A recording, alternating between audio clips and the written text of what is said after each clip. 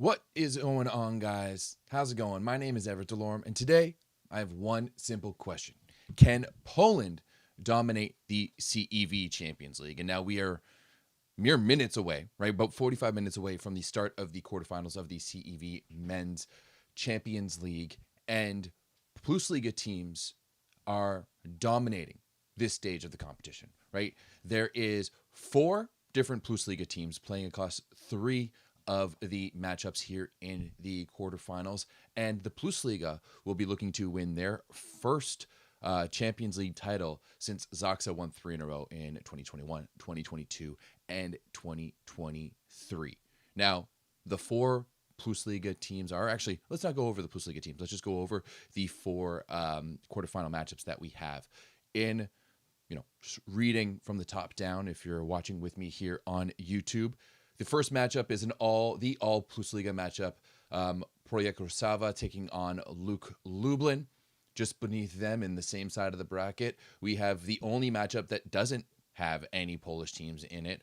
Perugia, the defending champs, taking on Guaguas Las Palmas out of Spain, the one random team, if you will, in this competition. And then down in the bottom half of the bracket, we have a spicy matchup between last year's finalists in Warta Savieci taking on the highly unpredictable but very entertaining Lubici Vitanova. And then finally, in the bottom, we have Resovia Sheshov taking on Zerat Bank out of Istanbul. And I'll be the first one to say, I absolutely love these quarterfinal matchups. I love the way that all of this is played up. I love the potential semifinals that we're going to have. I love all of it. I really do. I love the way all of this looks, and I think it's going to give us some great volleyball, and I'm excited to get it started today, right? So I'm going to break all of these down, starting with Perugia against Guaguas, because honestly, this is the one that should be the easiest to call, right? This should be the easiest one out of all of them, right? Perugia is the defending champions. They are one of the best, if not probably, I would rank them as the number 1 team in the world right now, right? They won the Club World Championships. They've won the Supercopa more recently, right? They are an astonishing 38-3 overall this season, right? They are absolutely ridiculous. They are an absolute juggernaut, right?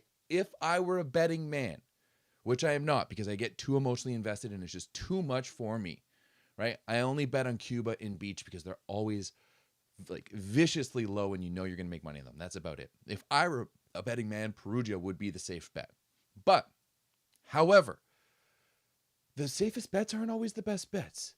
The underdogs are always the best bets. And if you wanted to go for a Hail Mary, Guaguas might be the team. And I actually don't even think that they're the biggest long shots of all time. Now, throughout this competition, Perugia has only dropped 4 sets, but 3 of those sets have been to Guaguas, right? The defending champions, the Spanish champions, are really tough to beat at home. And that's exactly what happened. They lost 3-2 to Perugia at home in the first leg, and then lost 3-1 to Perugia when Perugia was at home, when the Italians were at home originally. Now, the Spanish champions are very difficult at home, right? They are overall 17-3 when they've been playing at home this season, and 3-1 in the Champions League, the only loss coming to Perugia, of course. And, there's a few reasons for this. Obviously, there's the long flight. There's the different time zone. For North Americans, it's nothing. It's like a 4.5-hour flight and a 1-hour difference in time zone. But, we know how soft the European mind can be, and it's just too much for them to handle. So it seems like Guaguas is always really, really tough. They've got a really home gym. But on top of all that, they actually kind of have a sneaky good roster. This is a roster that has been built for the Champions League, right? First and foremost, you have the experience and the grittiness on the left side with the absolute legend of Osmani Juantorena, and then the Argentinian Olympian in Nicolas Bruno. These are 2 guys who know how to get it done when it counts, right? I think, what Olympics was it? Was it like Tokyo, where, Bruno went absolutely off in the qualification for Tokyo, where Bruno went absolutely off and helped Argentina qualify? Those are 2 guys who know how to get the job done. They know how to score, and they know how to get it done in gut check times, right? On top of all that, you have an absolutely scoring machine in Francisco Wallace and Souza, the Brazilian opposite. He knows how to put the ball down. And then down the middle, you've got two beasts. You have the physical specimen that is Helder Spencer, right? You don't see many lefty middles in the world. He is one of them, and he is probably the best lefty in the world. I actually don't even know another one. So let's give him the best one. And then another Argentinian Olympian in Martin Ramos. So when you look at this roster, it's not very Spanish at all, and that's probably a good thing overall, I would say.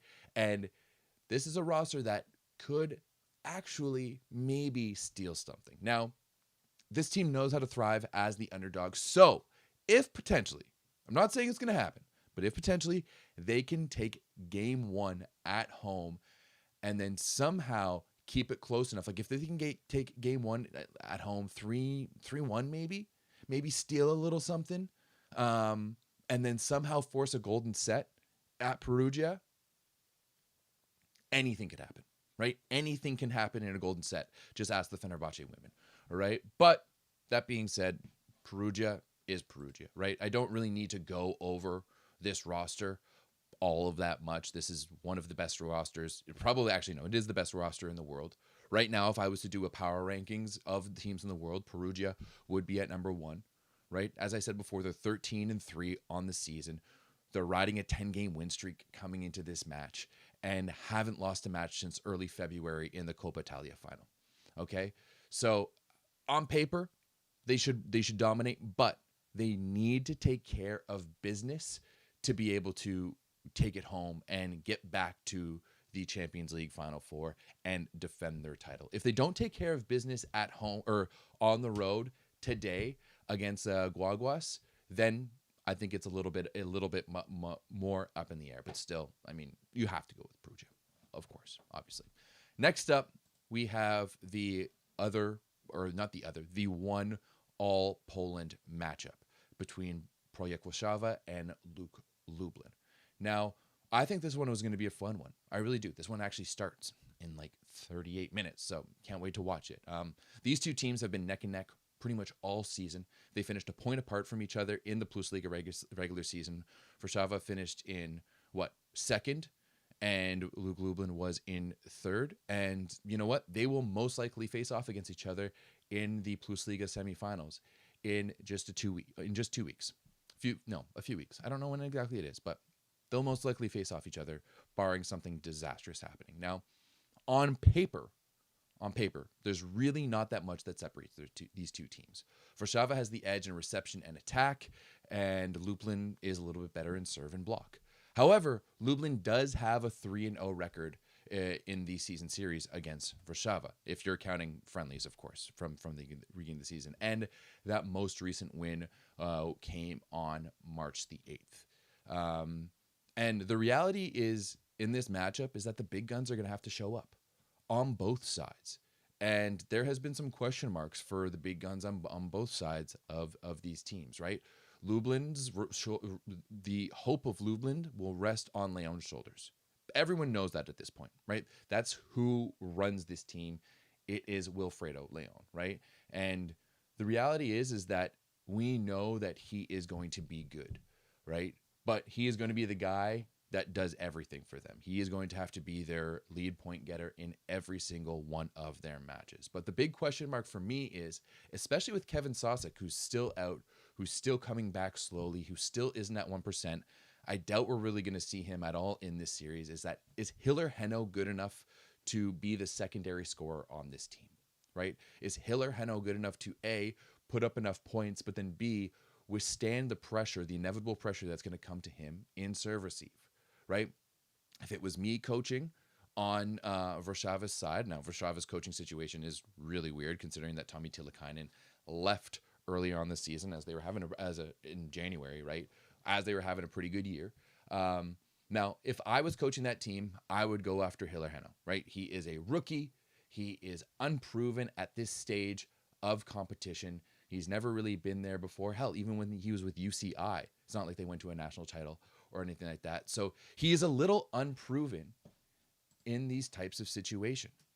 Okay, so I'm unsure if he can handle that type of pressure. So if I was Warszawa, I would just be going after Heno the entire time, right? The entire time on serve receive. I'd try to get him subbed off, right? Maybe they bring in Jackson Young, or maybe they go to that 3 outside hitter system where they had Heno on the right side and Young on the left as well. I think that's possible, but I think that is going to be a huge part of Warszawa's game plan, is just go after Hiller Heno. And, for the team out of the Polish capital, they are coming back out of, just off of one of the biggest comebacks in Champions League history, right? They were down with their back against the wall against the Micheletto-less Trentino in the playoff round.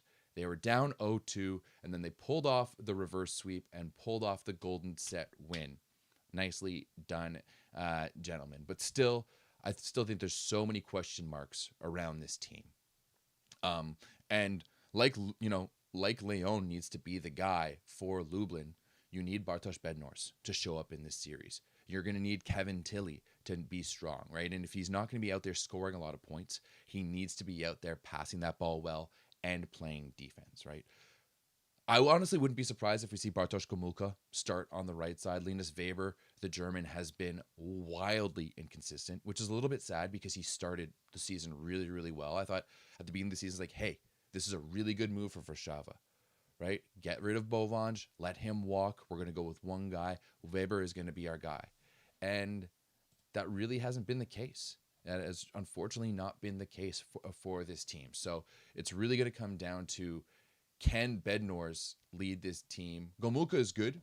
He's pretty consistent. He doesn't really hurt them as much, but Bednors is going to need to be the guy who is going to be leading that offense. But honestly, what I'm most looking forward to in the series, is just the head-to-head matchup between the middles, because this is two of the best middle groups in the tournament and in the Plusliga. On the Lublin side, you've got the Grozanov, McCarthy, and Kofi trio, and then on the Warszawa side, you have Kokonowski, Yuri Semeniuk, and Karol Klos, right? Not much between those two teams. I really like the middles, and ultimately, I think I'm going to give the edge to Lublin this one, because I think that Leon is hungry for another shot at a Champions League title, right? He didn't get that shot when he was with Perugia. They won that one without him. And I think that if he was able to get this team back into the shot of winning another Champions League title, it would really help his legacy, cementing him as one of the best players of all time. Remember, he did win a lot with Zenit Kazan. That was a much different story, a much different team, a much different time. Now it's time for him to get the job done against Warszawa and win this with Lublin. However, I will say that I think whoever wins this Champions League series is ultimately going to lose the Plusliga semifinals, just because of how balanced these two teams actually are, especially if it's Lublin, right? Especially if it's Lublin, because it's really hard to beat a team so many times in the same season, and Lublin already has that advantage of 3-0 in the season series, and Warszawa is just too good of a team to be dominated the way that Lublin has dominated so far this year. Okay, now moving on to the bottom half of the bracket. I'm going to start things off with Lube Civitanova and Zerat Bank. Not Zerat Bank. Sorry, that's in the other one. And Zawiercie, because this one I think is really interesting. This one is really interesting because it's two of last season's bridesmaids, right? Lube lost in the Scudetto finals, Zawiercie lost in the Plusliga finals, as well as the Champions League finals, right? Two teams who know what the sting of loss is like, but also two teams that have had vastly different seasons. I think that this is the first matchup ever between these two clubs. Ever, right? They have never met each other before. So there's a bit of unknown when it comes to all this, which I think is a little bit fun. I kind of like that, okay? And you know what? On the surface, I think this is easy to call. Despite what the odds say, which are kind of half and half, which is once again why betting on volleyball is actually a good idea. I just don't know enough about it. Maybe I should get into it. Who knows? But despite what the odds say, I really think that Zawiercie does look like the better team here. They went to the finals last year, so they know what that's like. They sit atop of the Plusliga. They're the top team in the Plusliga at the end of the regular season. And they have been one of the most consistent teams in the world this year. Despite having, I was really doubting them at the beginning of the season because their lack of depth and the fact that they had to go play the Club World Championships and they had to play all the Cup and they have to play the Champions League. They've looked pretty damn good. They have looked pretty damn good, and they're the number one seed in the Plusliga, because of that. But on the other side of it, you have a Lube Civitanova team who has been so wildly inconsistent. So wildly inconsistent. When they're good, they're real good and can beat pretty much anyone. But when they're shit, they're real shit. And the worst is that they're real shit all the time on the road. They've lost some wild matches on the road this year. So that is definitely something to be aware of in a home-and-home series. Definitely something to be aware of in a home-and-home season. And now, both of these teams are somewhat similar in the way that they pass the ball really well, right? This is actually two of the best passing teams in volleyball, right? And you've got some great secondary, and from the outset, they look similar.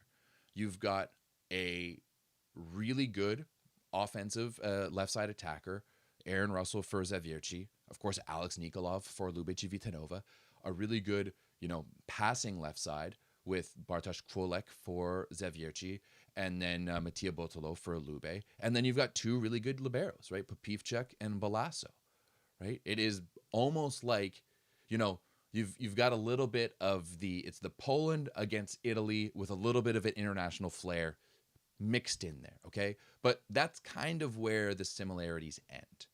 Mostly because the setting position is vastly different between both these two teams. Miguel Tavares, I think, is one of the more underrated setters in the world. If Portugal was a better international team, he would be more highly rated, but it's not. But I think, Zavierci is one of the most efficient teams in the world. And I think that it's highly due to Miguel Tavares.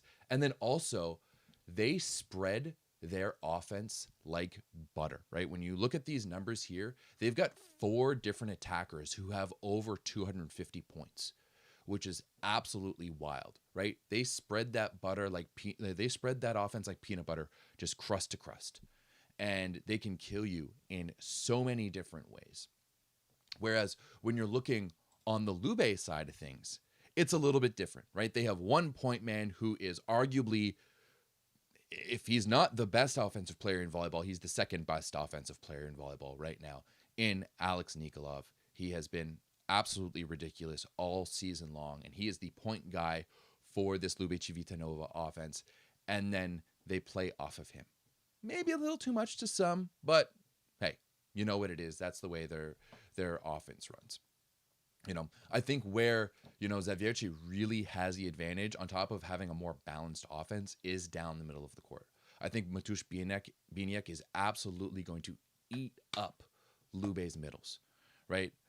I don't think Arjulo or Dehir or Tenorio or Podoshanin, is that the other guy that they have? I don't think any of them are going to be able to keep up with Matusz Bieniek. And I think that if Zavierci can pass the ball well, which they do, they're one of the best serve receive teams in the world, then I think that this should be more or less easy for Zavierci. But I do think the fact that neither of these teams have much knowledge of each other is actually benefit to Lube, because I think that they play a more free-flowing style, right? If we go back to when Zavierci played against Osaka Blution at the Club World Championships, they didn't look so good, right? I think Zavierci does a really, really good job of game planning, a lot thanks to Mikhail Winiarski, their head coach. But I think that, in a situation where you don't know that many teams, a guy like Nikolov can really pick you apart. And as I said, he's really cementing himself as one of the best scorers and offensive players in volleyball. So if Lube is going to win this one, and it's obvious I'm getting the advantage here to Zavierci, which how they play, there's going to be a few things that they need to do well. First and foremost, I think Boniface needs to be good. He has been up and down all season long. But once again, if we reference that loss to Osaka Blution for Zavierci, Zavierci doesn't play as well against teams who run it really, really fast. And that's exactly what Lube does when they're at their best, right? When Lube gets their best wins, it's because that offense is flowing and they are running it fast to the pins, right? When they're running it fast, and this goes into my second point, is that Botolo and Lepke need to be really, really good. When they're running it fast to the pins and letting Botolo run through the pipe, running it fast to the right side for Lepke, it really just opens up everything for them. Now, don't get me wrong, Zavierci is a very good blocking team, but if Bonifonte can be on his game, and which leads to Botolo and Lepke being on their game, it's just going to open everything up, especially for Nikolov to score, right? Nikolov is really, really good scoring out of system. So I think he's going to be hunting for those hands. But if they just have to go to high balls because, or if he has to go to off-speed stuff because Bonifonte isn't being accurate, it's not going to be good, right? And if Bonifonte isn't being accurate, that kind of mitigates how well Lepke and Botolo can do. So ultimately, I really think that he is going to be, he is going to be the linchpin of everything on Lube's side, right? The next thing is that they need to be their very best, their absolute very best from the baseline, right? Like I said, like Popivchuk and Kwolek and even Aaron Russell, like that is a very good passing lineup. That is a very good reception lineup. But if they can mitigate the effect of Matusz Biniak, they really need to get Tavares off of the net. They really need to be able to get him off the net so that they can just focus on the pins, right? If they can mitigate the effect that Matusz Biniak can do, then I think Lube has a chance. And now, don't get me wrong, I think Lube has a chance in this one, right? Altogether. This is a team that is chock full of talent. It's a team who knows how to win late in tournaments. Botolo, Balasso, Nikolov, Lepke. These are all guys who have made deep tournament runs, whether it's in the Lega Volley, at the World Championships, or here in the Champions League. Like, these are all guys that can do it. And finally, the other thing that Lube needs to do well is they absolutely need to win game 1 at home tomorrow. That is paramount, and they need to do it in 3 or 4. They need to get the full 3 points from game 1 at home. Otherwise, they have no hope. They have no hope at all. They are one of the worst road teams in volleyball. I really don't understand it. I don't get it at all. And if they can't go and win at home, there is no way that they are going to go to Zavierci, to one of the best home environments in volleyball, to one of the most hostile crowds in volleyball, and go and get a win, right? I just don't see it happening. So if they can win game 1 tomorrow at home, then they have a chance. And then it can be anything. But as much as I love this Lube team, as much as I have the Canadian bias for Eric Lepke, EFL, I think I have to pick Zavierci for this one. I think they just have too much, and they've been far too consistent. But I'm only giving it maybe a 70, no, that's way too much. Like a 65-35 in favor of Zavierci. I think Lube has a chance, but we'll have to see. Finally, wrapping things up, in the last matchup, we have Aseko Resheshov Rovia taking on Zerat Bank. And this is where I think my favor of the Plus Liga teams may falter a little bit. I really believe that Zerat Bank is one of the best teams in volleyball this year. And I'm going to tell you right now, I think that this could be, they have a chance, not saying it's going to happen, this could be the first Turkish team to win the Champions League. They have a chance, and they have the roster to do it, right? First off, we have to address the history between these two teams. They do have one matchup against each other, and that is last year in the CEV Cup finals when Zerat Bank won both of the games to take home their first ever European trophy. Okay? So there's that right out of the bag there. Zerat Bank has a little bit of advantage when it comes to the history between these two teams. And now I do know that the roster has changed a little bit for both of these teams, and it is mostly a different roster on the Turkish side, but this is an absolute stacked roster. when you look at Zerat Bank, right? First and foremost, Klevno, Fornal, Namir is the best outside trio in the world. I don't care what Perugia says.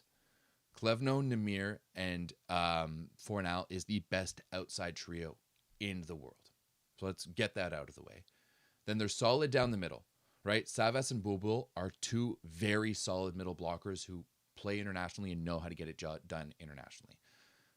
Setting, Murat Yeni Pazar, I think, is maybe one of the most underrated setters in the world and can run that offense very, very well. And then Berke Baraktar is more than serviceable in serve receive, especially playing alongside Fornal and Klevno, two guys who are very good in serve receive. And he makes plays on defense, which we saw was really important, especially when they beat Trentino with Micheletto in the first leg in the Champions League. And honestly, the thing that most impressed me in that win over Trentino in the first leg of the Champions League was how well Mustafa Kavas game planned for that match. He really impressed me. And, you know, when I was watching that game on Volleymetrics, he had everything dialed in.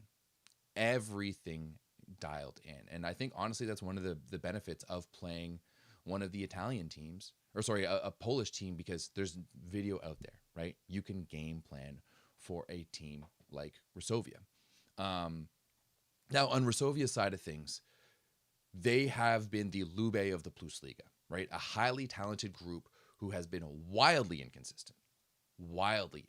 And for me, their issue has been they just can't find a go-to player to really rely upon when things get tough, right? That left side group is one of the most talented in the world, with Shalpuk and Cheobul and Luatsi and Lucas Vashina. Honestly, you could start any one of those guys and potentially win, right? But the problem is that inconsistency comes from just the unknowing of it all, right? Of course, you have Karol Butrin as well on the right side, and he's able to score, but there's been times when he hasn't been good either.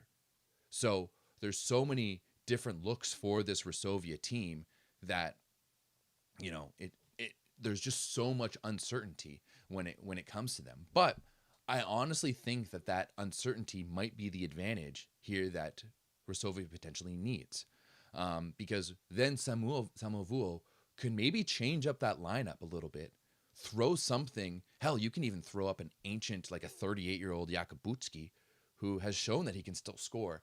And then it's not like, you know, Zerat Bank has really prepared for them all of that much. So I honestly think that for Rosovia to have a better chance in this, they need to, maybe switch up their lineup a little bit.